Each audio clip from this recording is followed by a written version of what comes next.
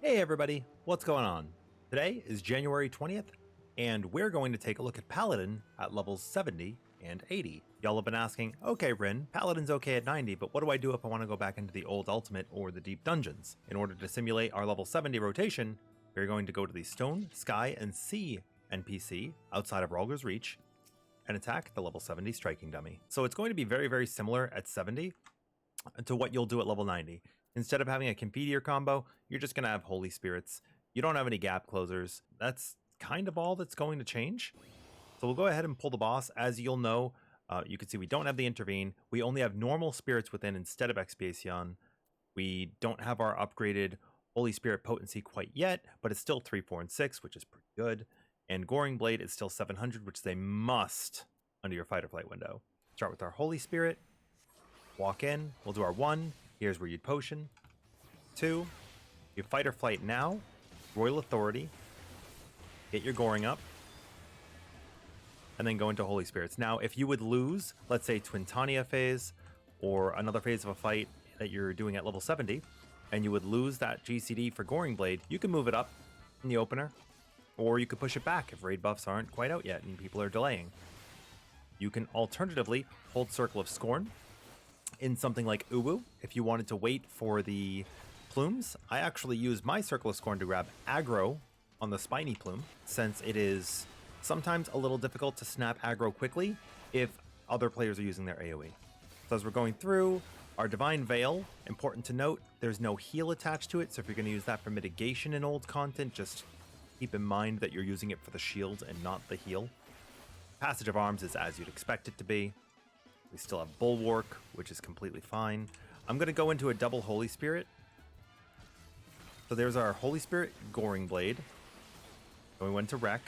We'll get our 4 Holy Spirits out. We'll finish our Royal Authority. And then we'll do 1 more buffed Holy Spirit.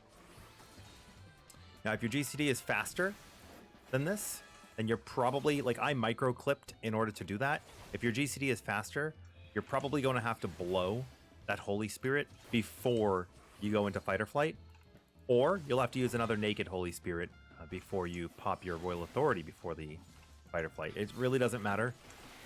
For the most part, we're just using things on cooldown as they light up and not thinking too much about it, because you're going to do enough damage to beat any of the fights that you're doing at level 70 anyways. The min-maxing there, it might be worth it, but I really think that this is just fine to use your priority system. Now, if you were going to go into something like, let's say you had a here, it could easily go into fight or flight double Holy Spirits. Now, let's say you had a red mage in Uwu, and you were doing the eruption baits on Ifrit. You can time your fight or flight and wreck window so that you can go out to bait with your instant cast Holy Spirits, and then you can reapproach Ifrit and bait the eruptions like left, right, left behind him, still in melee range for the auto attacks after you've baited the first one. That's fine.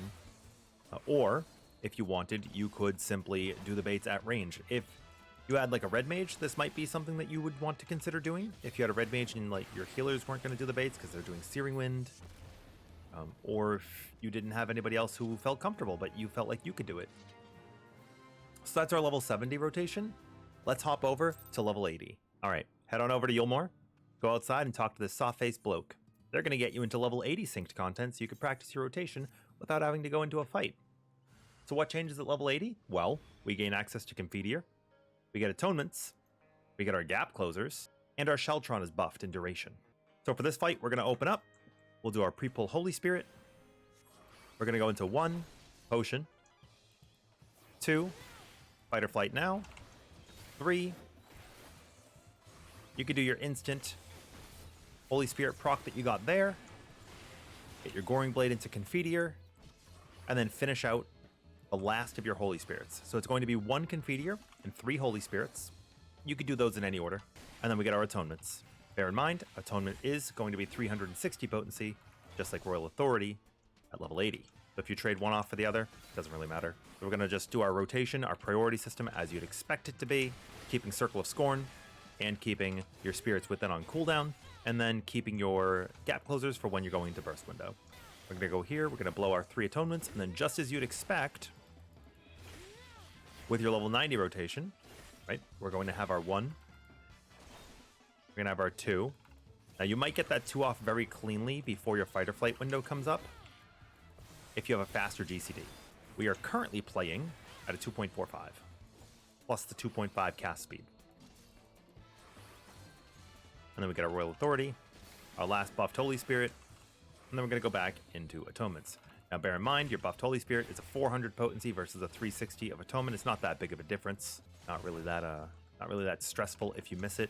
You know, just like level 90. You're just doing your priority system. Nothing really changes here. TLDR. If you guys are just looking for what to do at level 80, you're banging your Confetti or you're banging your Goring Blade into your burst window. You're getting buffed Holy Spirits if you can. If you can get 2 of them, great. If you can't, it's not going to hurt you. That's pretty much it. It's that easy. You get your gap closers, which is nice. And you could save Confetti if you're going to have like an AoE, right? If you're going to have an AoE come up during your burst, then you can kind of delay it. You could do your Holy Spirit first and then, okay, 2 target, boom. Yeah, that's Paladin at level 80. And we could briefly take a look at level 60 as well, just to cover that too, since you will still be level 60 capped if you go into Palace of the Dead. So when you're in Palace of the Dead, typically you'll be pulling ads, and they're going to save you a lot of time if you can get right into them. So you'll open up with your Shield Lob. Now, if you are attacking a boss, you could just run up and do Fast Blade, but I'm probably just going to Shield Lob it anyways. We'll go in, we'll Shield Lob, we'll do our 1, we'll get into our Fight or Flight now, Goring Blade. You're by yourself. You're not really going to have raid buffs if you're trying to solo for Necromancer, but if you are in a party, you could wait for buffs. But it's simply doing your 1-2-3 combo on repeat until the cows come home, which means that your 9 GCDs are going to be Goring Blade as one of them, a Royal Authority combo, now you're at 4, another Royal Authority combo, now you're at 7, and then 2 more GCDs, ideally Riot Blade and Royal Authority. And keep in mind that when you're in Palace of the Dead, as of patch 6.3, Divine Veil affects us, so we get that shield. So say there's a landmine trap or a percent HP mechanic like the Behemoth, you can use that to really clutch in. Or maybe you don't have a cooldown ready and you're about to be hit and it sucks and you're trying to get your sustaining potion. The Divine Veil can get you in a pinch. Also make use of Hollow Ground. Sheltron reduces damage for 4 seconds. You still have your Bulwark for 10. Your kit's pretty good now. We just have a little bit less throughput, so beating the Behemoth and Rage Timer can feel a little daunting. Although, being honest with you, it can feel daunting even if you're a seasoned player in Deep Dungeon.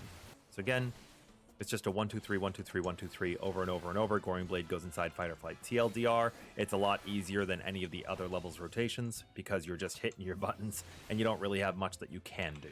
Now, when you're pulling creatures in Palace of the Dead, you're probably going to use a lot of Shield Lob ranged abilities to pull them as you're moving from room to room. Maximizing your damage on an enemy might not be as important as getting to the next destination. So if you can walk and Shield Lob them as you're moving, that's going to result in a time save because even though you might take a little longer to kill something, you've still traveled the distance you need to get, as opposed to killing something in place and then running, and then causing more time before you can get to the next floor. So that's really all I have today for the level 60, 70, and 80 rotations for Paladin. They're pretty straightforward. I hope this helps you. I hope it answers some questions. I think it's a lot easier than people may have thought or may have speculated. If you want to min-max, you're going to need to know your phase timings on ultimates, as well as if you're doing deep dungeons. It's going to change based on the Pomander usages that you have, the Magicites that you have. There's a lot of factors when it comes into deep dungeon and decisions that you make based on traps on the floor, buffs and debuffs on the floor with enchantments, and that's another topic for another day. I hope you've enjoyed this Paladin video today. I'll be here next time. Will you?